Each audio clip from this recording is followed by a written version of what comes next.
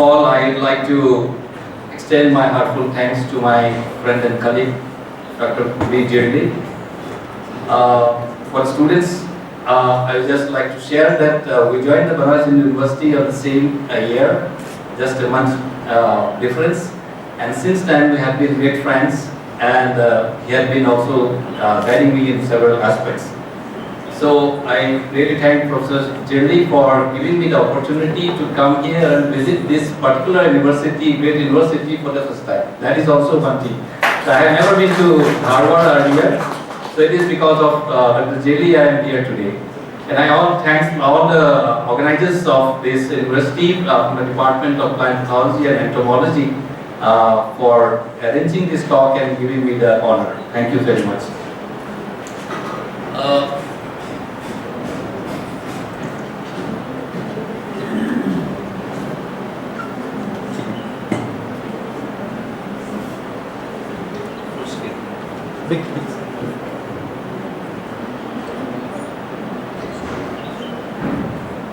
So I was thinking that Professor Jerry is my friend. He'll give me an easy topic to talk.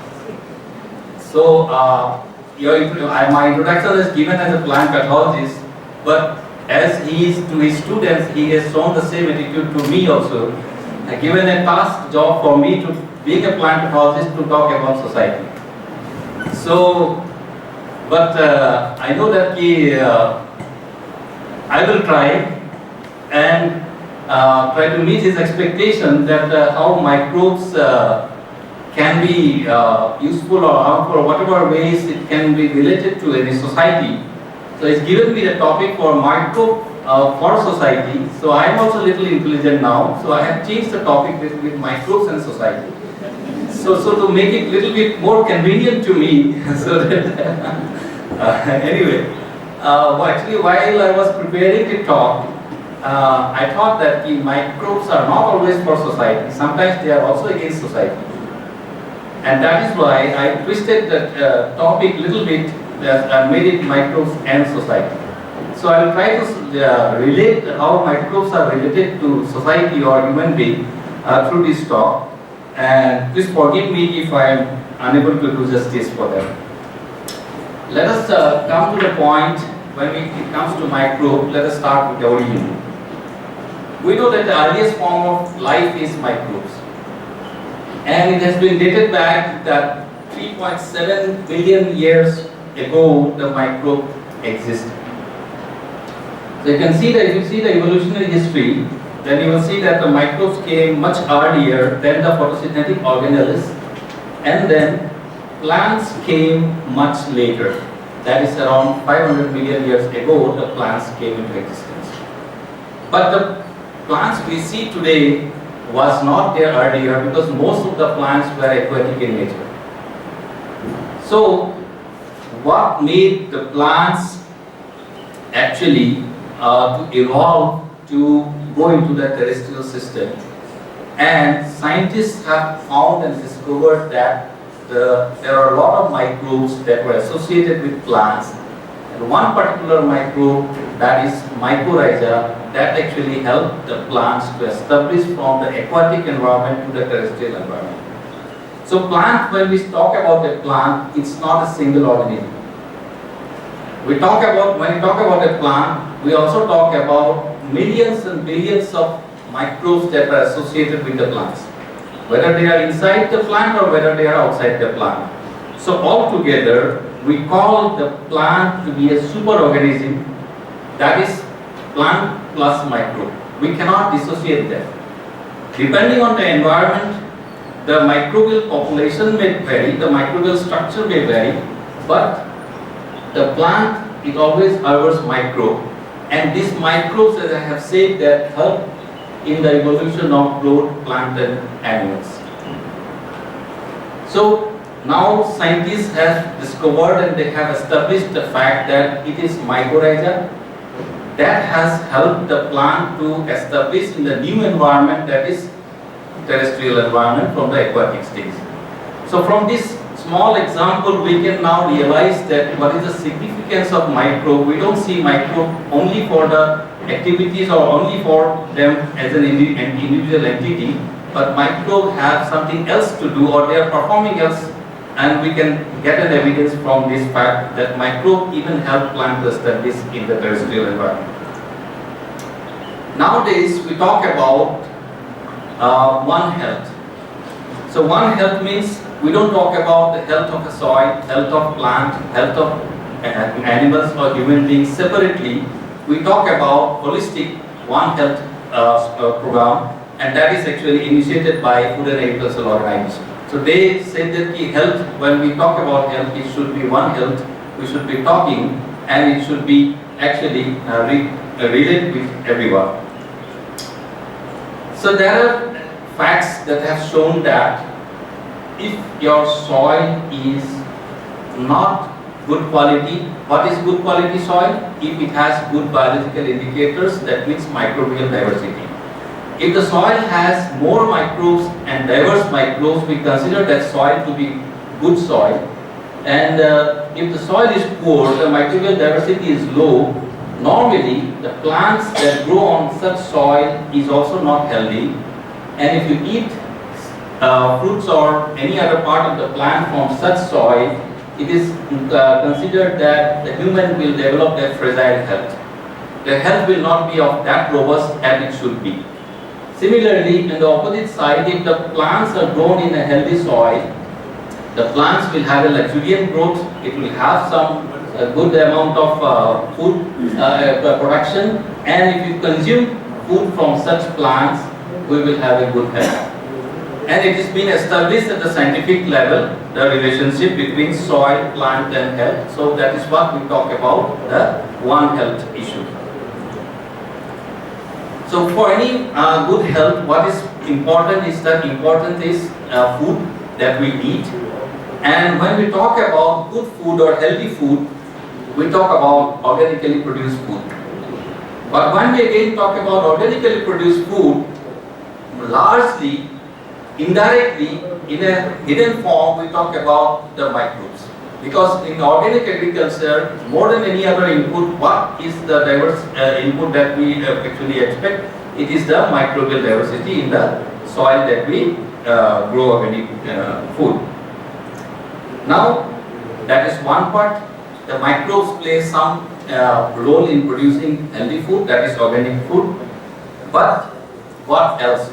When you talk about good food or healthy food, apart from organically grown food, what other type of food is considered to be a good food or healthy food?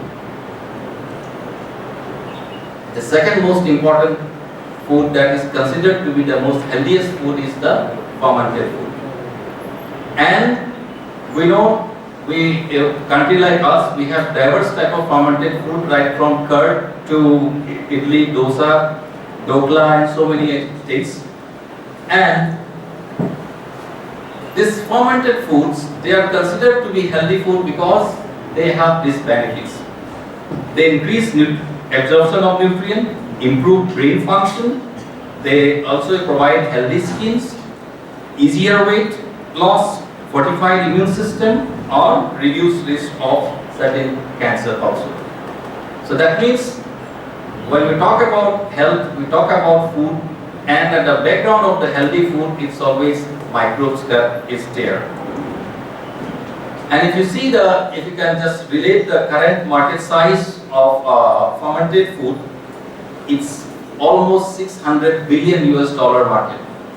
That means this is now one of the most preferred form of food, globally accepted, and it speaks about the market size speaks about the same. Now coming towards more women well-being, and again looking into the role of microbes into that aspect, we have a common problem nowadays, that is diabetes.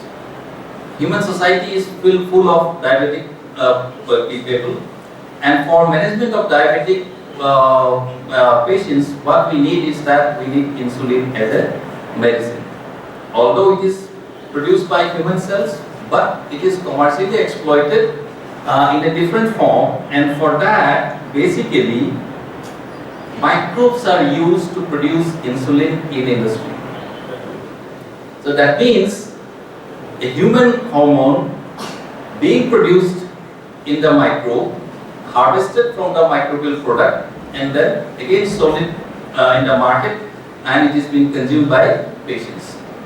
So that means again you can see imagine the role of microbes in treating people who are suffering from diabetes. And the market size of insulin is nearly 30 billion US dollar. One single product, 30 billion US dollar market. And we have a giant in India, Dr. Kiran Majumdar Shaw, who started this industry, Biocon, and she's producing, she's one of the largest insulin producer of the world, and she's producing insulin with the help of microbes in fermentation, through fermentation technology. Then microbes are required for developing GM crops. We are talking about GM crop. Of course, in India, we don't have too much of acceptability of these GM crops. But if you go to North America, 90% of soybean is GM. Likewise, there are so many other crops that are fully GM. So that means again, microbe has a big role in also developing GM crops. And the market size of GM crops currently is around again 30 billion US dollar. How can microbe be related to food security? We are talking about agriculture, we are talking about crop production, we are talking about breeding plants for increased yield. So what is the role of microbe there? There are researches that are coming up, and you'll be very surprised to see that a gene has been found in marine algae, and that has a unique ability to for chlorophyll content, and this chlorophyll has the ability to produce more biomass in the plants, and if one that was inserted from the marine algae to the plants. So that means microbes also a storehouse of several genes which can be exploited by us for even securing our food security, in addition to what I have talked about in my class slides. That means these technologies are coming up, these are upcoming technologies, and they have potentiality to even solve the problem of, that means per unit area we can expect more food to be grown with this kind of genes if we incorporate, and those are basically coming from some other forms of microbe. Then microbe can also be part of the economy. In many countries like Canada, Europe, and wine industries, they generate a lot of revenue for the country. And this wine making process involves microbes. We all know that it's yeast that actually involved in the process. And the market is growing at a rate of around 6% and more. And the market value of wine industry is it worth of around $450 billion. So when we talk about two country business, $2 billion, $3 billion contract signed is not very highly. Say India has signed an MOU with America of worth $2 billion. It's in news. And you can imagine if we can celebrate a market or a business of $2 billion, and this particular one product throughout global, it has a value of around $450 billion. So they contribute a lot to their own society and the economy of their countries. Then microbes, they can also play some role in climate change. We all know that the carbon dioxide, CO2 is causing greenhouse emissions, and how to actually, this greenhouse gases is causing climate warming, and this, due to climate warming, we are facing a lot of problems, including agriculture. If we just look into the greenhouse gases, it is approximately 408 metric million tons of greenhouse gases are released, and the significant part of this greenhouse gas is almost 19% or 20% approximately is from one particular sector of agriculture, that is use of nitrogenous fertilizer. Nitrogen fertilizer alone contribute 20% of the total agricultural greenhouse gas emission. So that means if we just take care of one particular aspect of agriculture, we will be contributing hugely to the climate change factor. Now, if you just see the social impact of this particular nitrogen fertilizers, 80% of total nitrous oxide emission is basically through application of synthetic nitrogen fertilizers. So one particular input in agriculture, that is nitrogen fertilizer application, causes 80% emission of nitric oxide emission in the there. And if we see into in terms of monetary value, what it is causing. So India, a country like India, is losing every year around $10 billion worth of nitrogen fertilizer as a loss. 10 billion. And the cost of nitrogen pollution to human health or health ecosystem, it is approximately 75 billion US dollar. Because of these pollutions, the diseases people are getting, the money they are putting for their health or visiting hospitals, going for diagnostics, taking medicines, if you take all these things, then it comes around 75 billion US dollar per year. That is the health cost of this one single input, that is fertilizers. So you can imagine now, relate that one particular input of agriculture has so much of social relevance in terms of when we talk about social relevance, this is only in terms of human health. We are not talking about animal health here, we are not talking about biodiversity loss, or we are not talking about other facts.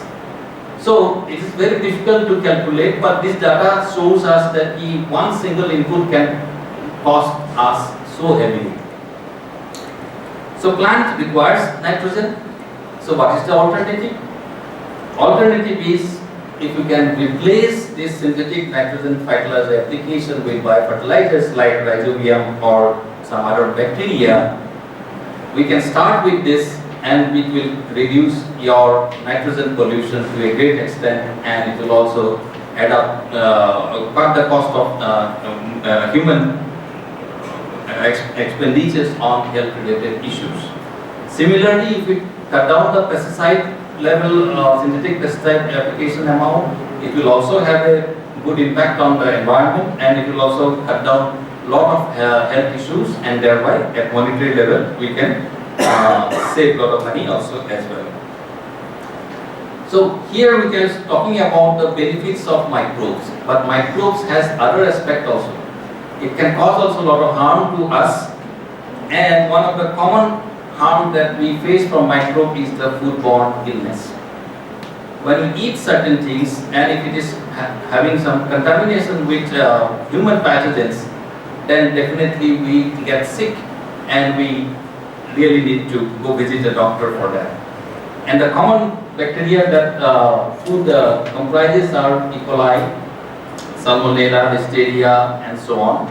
And if you eat raw salads and vegetables, it is the maximum, we are maximizing the chance of getting this foodborne diseases and going into that. But again, in the flip side, there are microbes to even cure us from those illness. We know that if we have a stomach upset, we go for a doctor prescribe an antibiotic, and we get better. So that means one microbe is causing illness to us, but again, the other form of microbe, it is also helping us to cure from the same illness. So microbe has all answers for what we suffer for. And the global antibiotic market is approximately 50 billion US dollar. So you know that antibiotic is not like rice or any other staple food that we consume. But still, you see the value of antibiotic, that is around 50 billion US dollar. That means how much antibiotic is required globally to address microbial illness.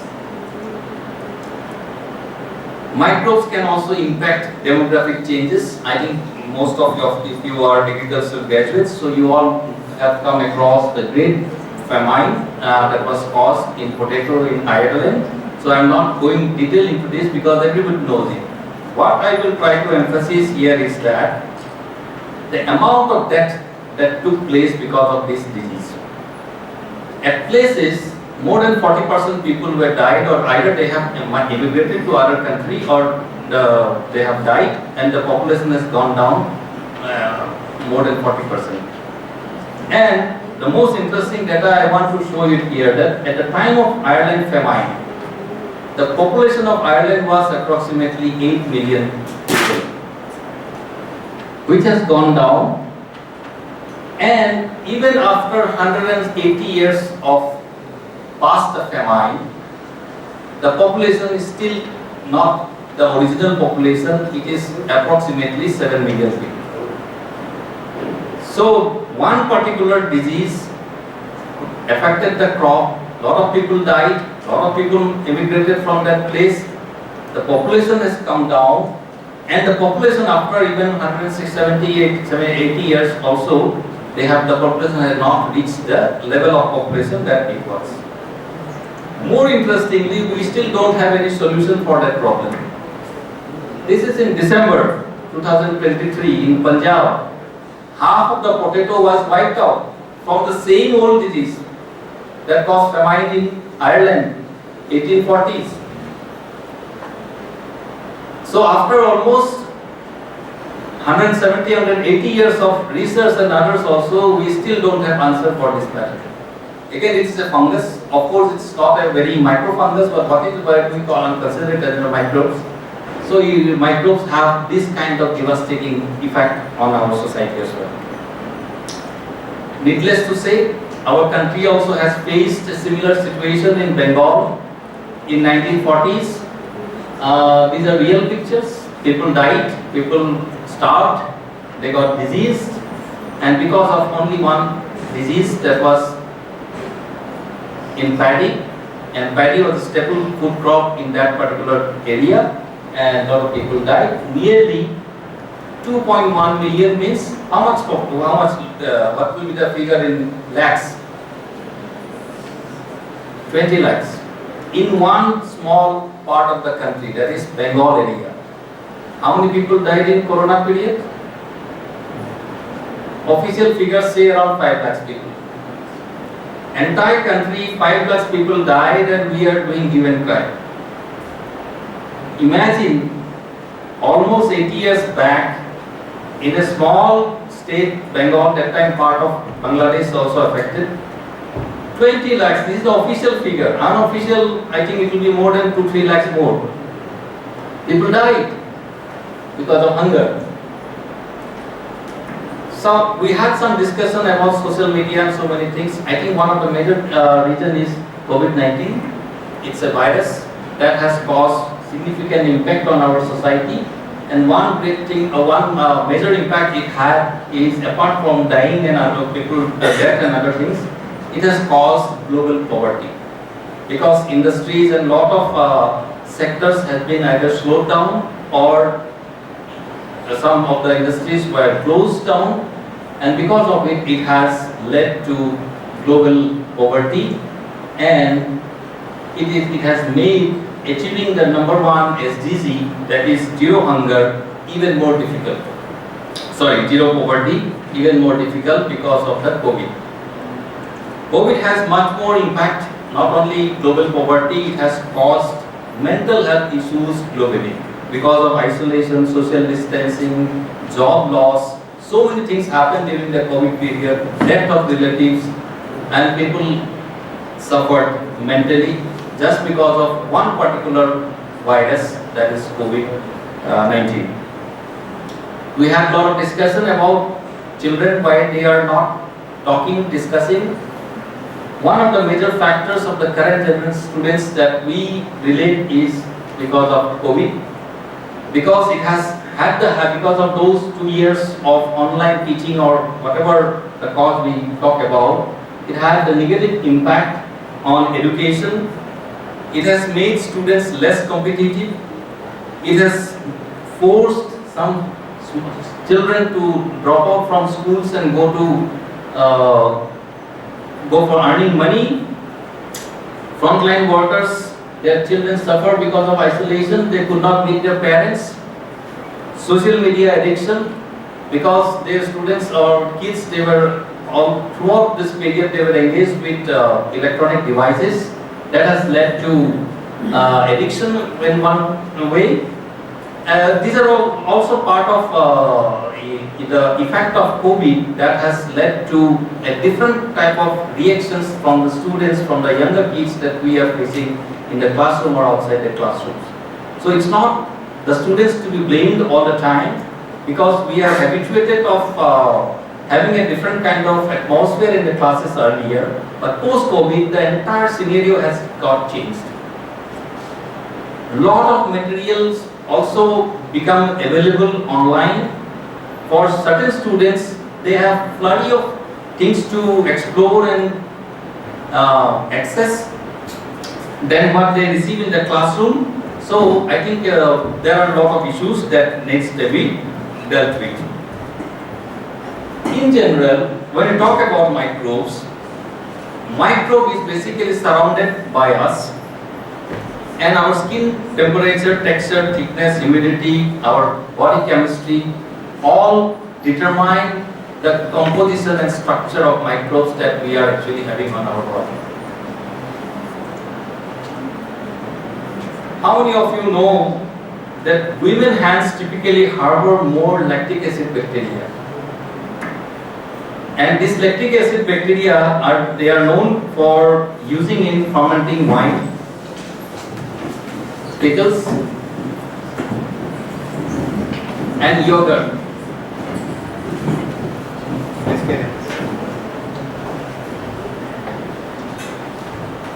So that is why probably more than our fathers, we see our mothers who were actually involved in making pickles, because pickles were turned out to be the most tastier ones. But at the same time, males are also not behind. Man's hand carry more Corynebacterium. And this Corynebacterium group of bacteria, they are known to actually synthesize a compound that is monosodium glutamate. And monosodium glutamate is known for flavor enhancing in food, canned vegetables or soups or any other foods. So that's why probably we see more chefs male in the hotels and restaurants than women. So because customers need good flavor to eat from the food, and probably that was a selection by natural choice of gender, that in the restaurants we find more male chefs than female chefs, probably because their hands carry more Corynebacterium, and this Corynebacterium, when they use to cook food, so they get into those and produce more flavor. So I'm just joking, but this is scientifically proven. So I think the scientific reason behind this is the hormonal balance between male and female. So that supports different kind of food microbes in our body. So in female, they possess different group of bacteria in their hands, and the male, they harbor different kinds of. At the same time, even a single person, their two hands, they don't carry the same kind of microbes. What's the reason? It's basically, probably we don't expose our both hands together in the same item all the time throughout our daily activities. That is probably one of the reasons. We eat food, if we are a right-hander, we eat food with right hand. So our left hand is not touching the food. So that means some kind of chemistry that is getting changed in our skin in the right hand, it is not getting affected in our left hand. So the microbial population will definitely vary in our hands. So I'm just giving others, I am leaving it to you to guess what different things we do with both different hands. So there are ample things to guess, and you can guess it. Microbes also keep our vital organs like brain, digestive system and immune system working properly. How many of you know it? We think that our brain, our kidney, our immune system, what it has to do with microbe.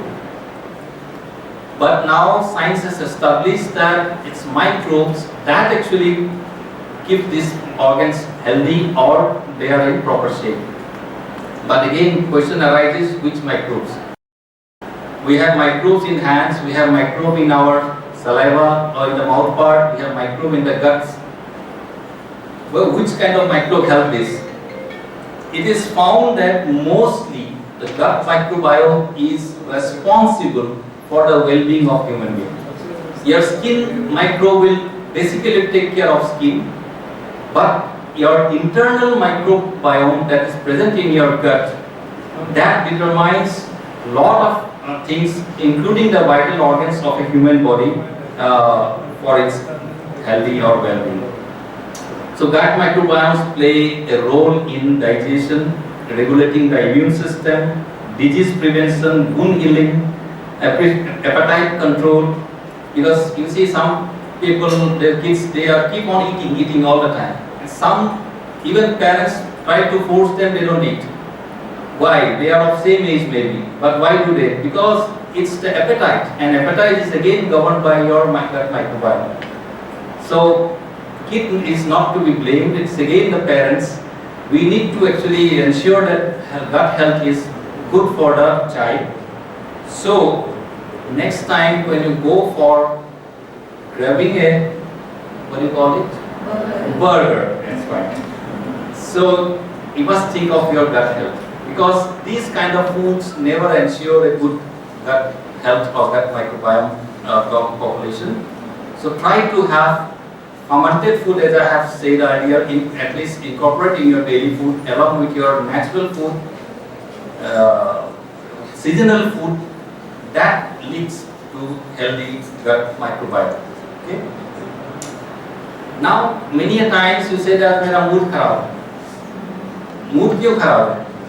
Always you have lot of things that comes and goes, but some people get affected very easily, some are not. Even your emotions are also get controlled by your microbiome.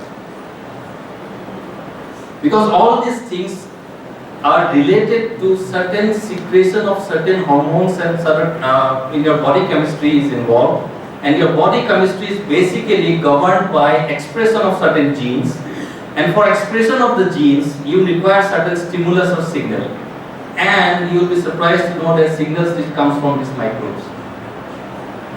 If you eliminate this microbe, that signal will be lost, that particular gene will not be triggered, and that particular hormone, the chemical will not be secreted, and it will affect you even emotionally. It's not always that your heart or kidney or your other things will be affected, even your emotions can get affected if your gut microbiome is not healthy. So my gut microbiome is linked to all the diseases. I'm not going to elaborate, but I'm just trying to talk about one particular disease, that is Parkinson. Famous personality के नाम बताइए जिसका Parkinson था.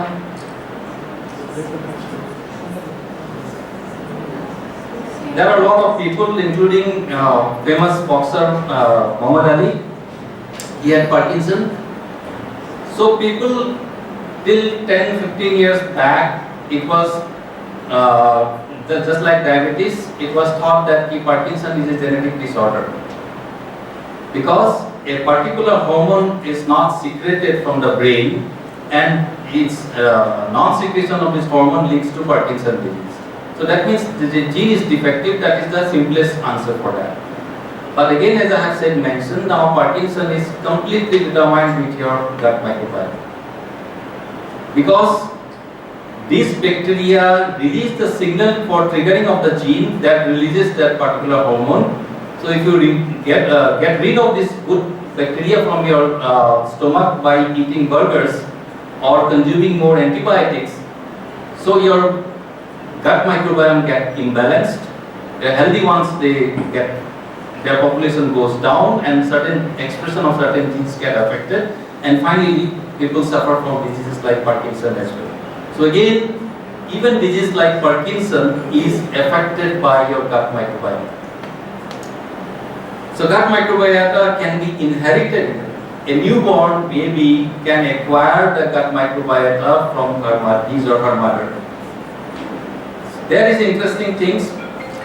A baby born through natural delivery process is found to harbor mother's microbe in their gut. But a baby that was taken out through extraction through C-section, operation से वो baby होता है, उसमें मदर के जो microbiome है उसके बहुत कम रिफ्लेक्शन आता है. कई बार ये देखा गया कि वो रिफ्लेक्शन जो डॉक्टर उसको सर्जरी किए थे उनकी it has come out from those doctors because the baby get exposed to that doctor only, not through the mother. So actually when the baby passed through the natural delivery canal, the baby acquires certain microbes or bacteria through mouth, through skin, through all forms they goes into the body. But when it is extracted through operation, so सीधा किसके संपर्क में आता है? Doctor की संपर्क में. So a lot of microbe from the doctor's body can pass on to the baby, and that is why their microbiome is found to be much different from the parent or mother. Now, suppose you are moving to a new place, what do you carry with you? Normally all your essential stuff. सबसे पहले mobile, बाकी कुछ हो या ना हो mobile phone तो होना चाहिए, है ना? Anyway, आप you forget about everything. If you go barehanded, you carry enormous amount of resources with you, and that is nothing but your microbes. You carry your microbes to new places where you move, and therefore each home has distinct microbial community that came mostly from its human inhabitants. आप एक family घर में रह रहा है, उसका microbial आप population और उसका एसेस कर लीजिए, उसको हटा दीजिए 10 दिन के लिए दूसरे परिवार को रख दीजिए, bring a different family and you will find a microbiome will get changed within the house. So the aura of human also carries microbe, and this gets settled and established in the environment where you reside. No two people have the same mix of microbes, even if they are twins.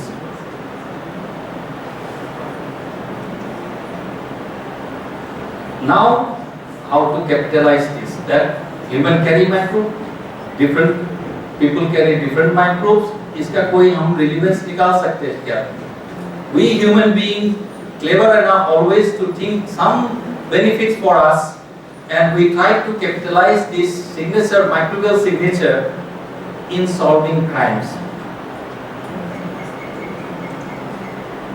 Microbes could help in solving crimes because forensic experts now, जैसे मैंने कहा कि criminal जो उस area में रहा होगा, उसमें किसी को murder किया होगा, whatever it is, चोरी किया होगा, it leaves some microbial trace of that particular person in that crime scene, and forensic people they are trying to exploit this as a signature of the thief or the murderer to get hold of this particular thing. Even microbes, जैसे murder कब हुआ, this is ये बहुत बड़ा information होता है to solve the mystery. ये 2 घंटा पहले हुआ, 10 घंटा पहले हुआ, 2 दिन पहले हुआ, 4 दिन पहले हुआ. This is a very important clue for investigators.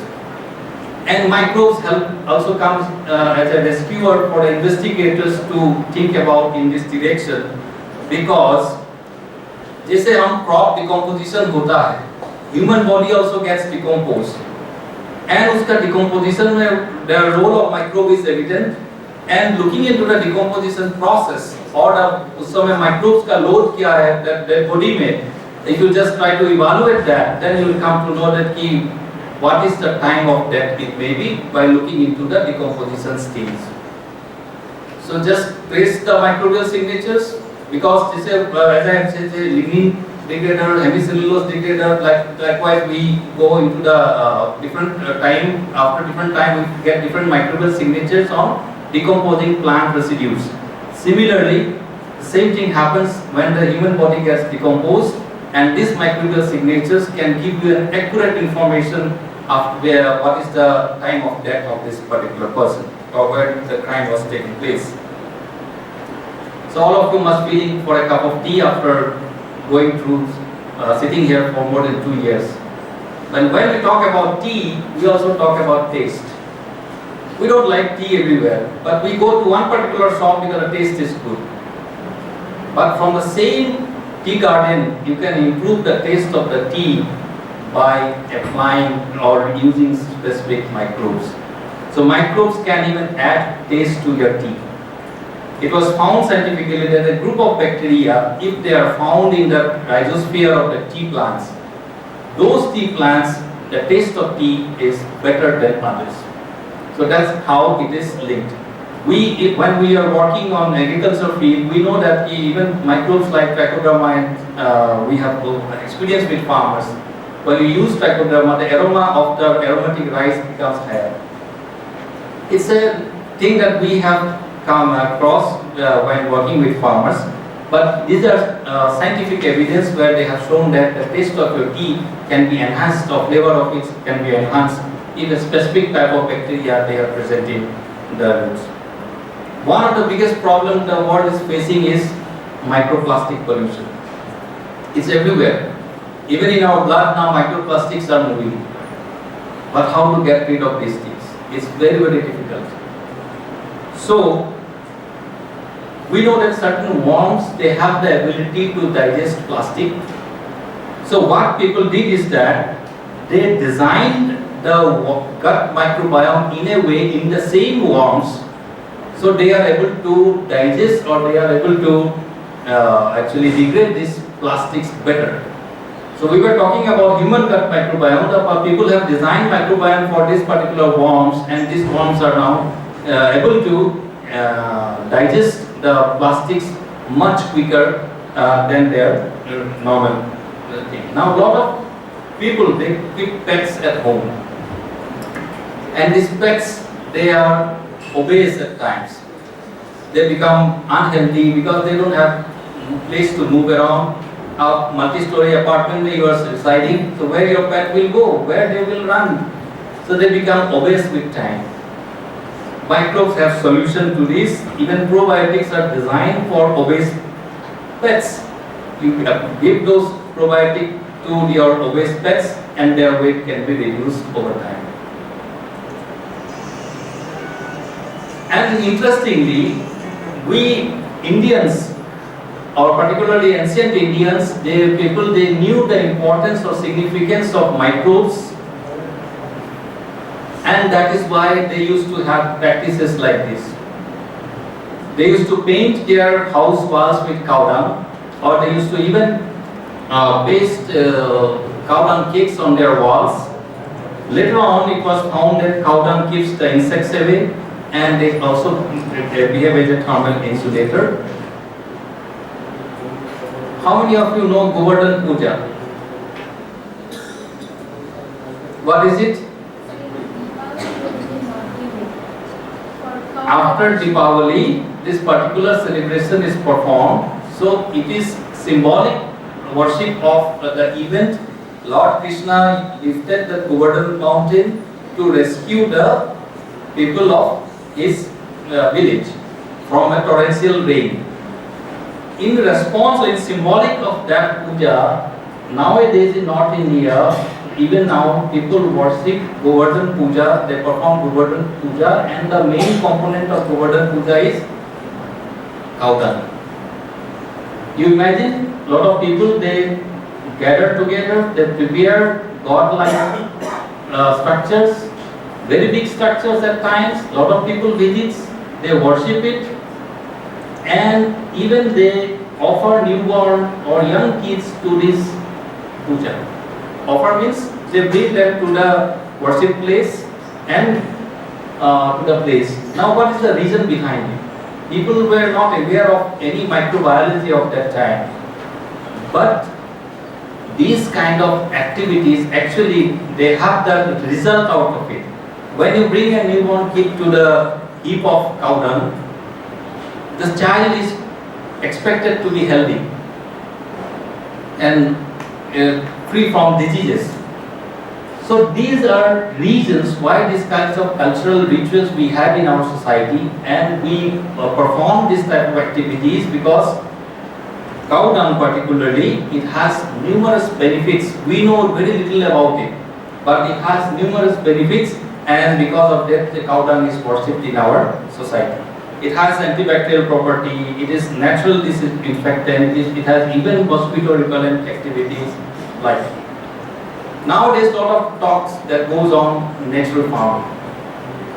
How many of you know what is natural farming and how it is different from organic farming?